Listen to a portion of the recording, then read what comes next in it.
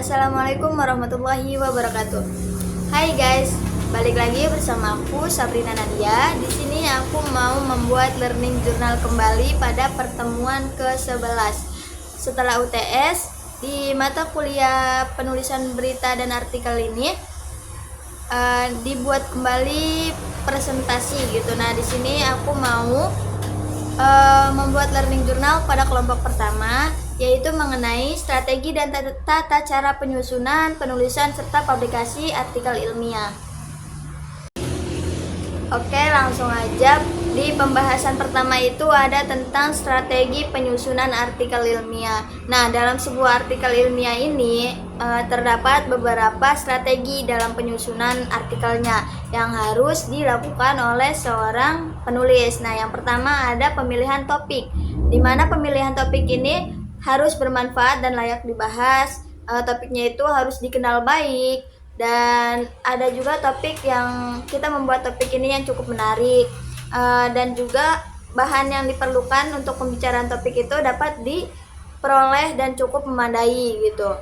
Nah, ada juga di dalam pemilihan topik ini tidak terlalu luas dan tidak terlalu sempit juga. Nah, karena topik yang terlalu luas itu seperti laut, pendidikan, pelayaran gitu kan, tidak memberi kesempatan kepada penulis untuk membahasnya secara mendalam. Nah, apalagi jika panjang karya ilmiahnya itu dibatasi gitu. Ada juga topik yang dipilih sebaiknya itu ada tidak terlalu baru, dan tidak terlalu teknis, dan juga tidak terlalu kontroversial. Setelah tadi pemilihan topik, di sini juga ada penentuan judul, di mana penentuan judul ini yang pertama membuat daftar kebaruan, ide dan manfaat dari hasil penelitian. Nah, yang kedua ada merangkai judul berdasarkan daftar kebaruan ide yang telah dibuat. Nah, yang ketiga ada sistematika membuat judul buku kalimat, namun harus sederhana dan mudah dimengerti. Nah, yang keempat ada pastikan judul tersebut lebih spesifik pada yang akan dibahas dalam artikel. Nah, setelah penentuan judul ada juga penelitian dan pengumpulan data. Nah, yang pertama ada merumuskan metode penelitiannya. Nah, metode yang digunakan dalam penelitian ini, penelitian jenisnya ini atau desain penelitiannya, penentuan populasi penelitian, sampel penelitian, dan teknik pengumpulan sampel atau sampling. Nah, penentuan variabel penelitian dan definisi operasional variabel, teknik pengumpulan data, teknik pengolahan dan analisis data, serta teknik penarikan kesimpulan. Ini termasuk keterbatasan dan rancangan waktu penelitian. Nah, yang kedua ada pengumpulan data. Nah, kegiatan pengumpulan data dilakukan dengan berdasarkan pada alat pengumpulan data yang telah ditetapkan pada metode penelitian dan dapat diterapkan atau diberlakukan pada kelompok objek yang telah ditetapkan sebelumnya pada metode penelitian, melakukan pengumpulan data dan responden penelitian atau objek observasi penelitian. Pembahasan yang kedua ada tentang tata cara penulisan artikel ilmiah. Nah, menurut Rifai menjelaskan bahwa ada beberapa aspek yang perlu diperhatikan dalam penulisan artikel ilmiah. Yang pertama ada judul. Judul pada artikel ilmiah merupakan jiwa, semangat, esensi, inti, dan citra keseluruhan isi sebuah karya ilmiah. Nah, oleh karena itu judul lebih merupakan label atau alih-alih sebuah pernyataan yang secara ringkas menangkap dan mewadahi keseluruhan substansi subjek yang ditangani. Nah, yang kedua ada baris kepemilikan. Bagian baris kepemilikan ini merupakan bagian integral dari suatu artikel dan merujuk pada hak kepengarangannya dan hak kepemilikannya. Nah, yang ketiga ada abstrak. Abstrak di sini adalah penyajian singkat keseluruhan artikel dan merupakan bagian artikel. Artikel kedua yang paling banyak dibaca orang setelah judul. Nah, yang keempat ada kata kunci. Kata kunci atau disebut dengan keywords adalah pilihan kata yang bermakna dari sebuah dokumen yang dapat dipakai untuk mengindeks kandungan isinya. Nah, yang kelima ada pendahuluan. Pendahuluan di mana bagian pendahuluan ini menguraikan apa saja yang menjadi permasalahan sehubungan dengan penelitian. Nah, yang keenam ada metode. Metode penelitian dalam artikel ilmiah merupakan wadah yang menampung secara garis besar rancangan penelitian, data dan sumber data, teknik pengumpulan data, teknik pengambilan data, dan teknik analisis data, dan juga validitas data. Nah, yang ketujuh ada hasil dan pembahasan. Bagian hasil dan pembahasan dalam artikel ilmiah itu disajikan secara singkat, padat, dan jelas, serta dapat dibantu dengan tabel, gambar, diagram, grafik, dan sebagainya. Nah, yang kedelapan ada kesimpul dan saran. Simpul dan saran dalam artikel ilmiah merupakan bagian akhir atau penutup. Nah, yang kesembilan ada ucapan terima kasih, di mana ucapan terima kasih ini pada suatu artikel ilmiah bisa jadi hal yang penting bagi sebagai penulis. Nah, yang ke-10 atau yang terakhir ada daftar pustaka, di mana daftar pustaka atau daftar rujukan adalah daftar rujukan atau referensi yang digunakan dalam artikel ilmiah tersebut. Pembahasan yang ketiga ataupun yang terakhir itu tentang proses publikasi ilmiah.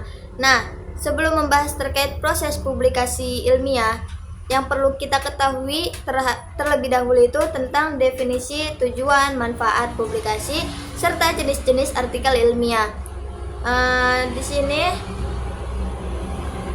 aku akan membahas sedikit ya. Yang pertama itu ada definisi dan tujuan publikasi ilmiah. Nah, secara umumnya itu berdasarkan Kamus Besar Bahasa Indonesia atau KBBI, arti dari publikasi atau penerbitan.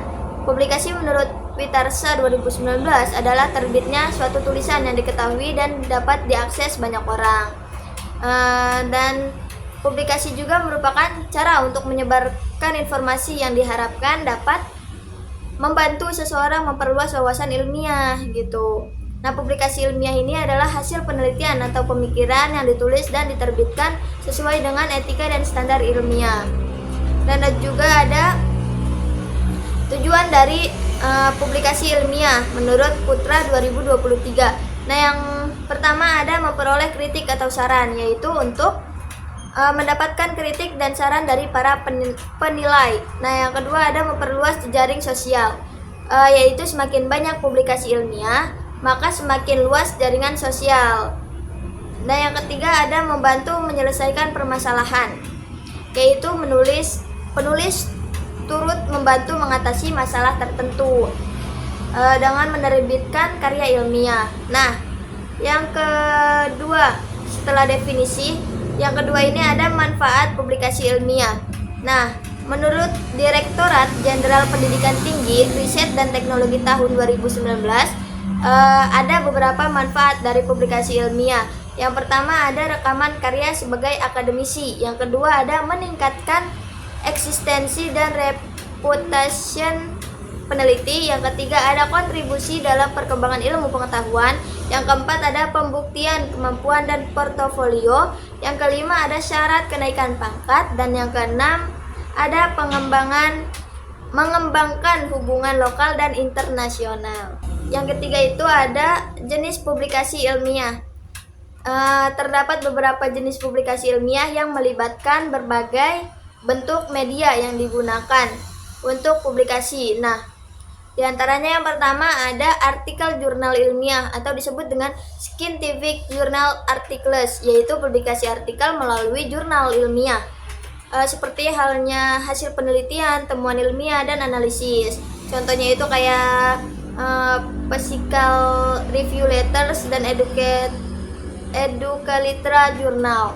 Nah, yang kedua ada konferensi ilmiah atau disebut dengan conference proceedings dan proceeding, seminar atau lokakarya atau disebut dengan workshop proceedings, yaitu publikasi artikel atau makalah yang dipresentasikan atau disajikan dalam konferensi ilmiah atau seminar atau juga lokakarya. Contohnya itu Teflon Proceeding of the National Academy of Science. Ada juga Proceedings of the Year Workshop. Nah, yang ketiga ada buku ilmiah. atau scientific books, yaitu publikasi dalam bentuk karya tulis mendalam dan komprehensif yang menyajikan informasi secara rinci. Yang keempat ada laporan penelitian atau research reports, yaitu publikasi dalam bentuk dokumen formal yang merinci metodologi, hasil, dan interpretasi dari suatu penelitian. Contohnya itu laporan penelitian Pew Research Center, laporan penelitian WHO. Nah, yang kelima ada review artikel, review atau disebut dengan review papers, yaitu publikasi berupa artikel yang merangkum dengan mengevaluasi literatur ilmiah terkait suatu topik dan doktor gitu. Contohnya skripsi sarjana, tesis magister disertai doktor gitu. Yang ketujuh ada media online dan blog ilmiah atau online media dan science blog, yaitu publikasi artikel melalui platform online seperti blog atau situs web yang mengkomunikasikan informasi ilmiah. Contohnya The Conversation NASA's blog atau CSO. Nah, yang ke-8 ada artikel ilmiah. Artikel berita ilmiah atau science new articles, yaitu artikel populer atau berita yang menyajikan temuan ilmiah dalam bahasa yang dapat dipahami oleh pembaca umum. Contohnya itu artikel di National Geographic atau Scientific American, BBC Science News. Nah, yang ke-9 ada media presentasi. Multimedia presentation, yaitu publikasi dalam bentuk presentasi ilmiah yang melibatkan elemen multimedia seperti gambar, grafik, dan video. Contohnya TED Talks, presentasi konferensi dengan penggunaan media visual. Yang ke-10 ada database dan repository ilmiah atau disebut dengan scientific databases and repositories, yaitu publikasi melalui platform online yang menyimpan dan menyebarkan publikasi ilmiah. Contohnya PubMed, Archive, ResearchGate gitu. Yang ke-9 ada bulletin ilmiah atau scientific bulletins, yaitu publikasi periodik yang menyajikan informasi singkat tentang perkembangan ilmiah terbaru. Contohnya Bulletin of Bulletin Ilmiah Pendidikan, The Lancet Infectious Disease. Yang pembahasan yang keempat itu ada tahapan proses publikasi artikel di jurnal. Yang pertama ada penyiapan naskah. Penyiapan naskah ini di dalamnya ada mencari jurnal sasaran, menyiapkan naskah sesuai template artikel jurnal, ada juga melakukan uji plagiasi. Dan yang keempat ada melakukan proofreading. Nah, yang kedua ada proses di jurnal ilmiah. Dalam proses ini bagian yang menggambarkan proses jurnal ilmiah. Artikel jurnal melalui dari melakukan penelitian, kemudian menyusun manuskrip dan kirim ke jurnal sampai diterbitkan dalam jurnal menurut utama gitu. Mungkin itu saja yang dapat saya ulas kembali materi pada pertemuan ke-11 kemarin. Kurang dan lebihnya mohon maaf. Jika ada kekeliruan dalam pembahasan, saya mohon maaf. Terima kasih banyak buat teman-teman semua yang udah menonton. Billahi taufiq wal hidayah. Assalamualaikum warahmatullahi wabarakatuh. Bye bye.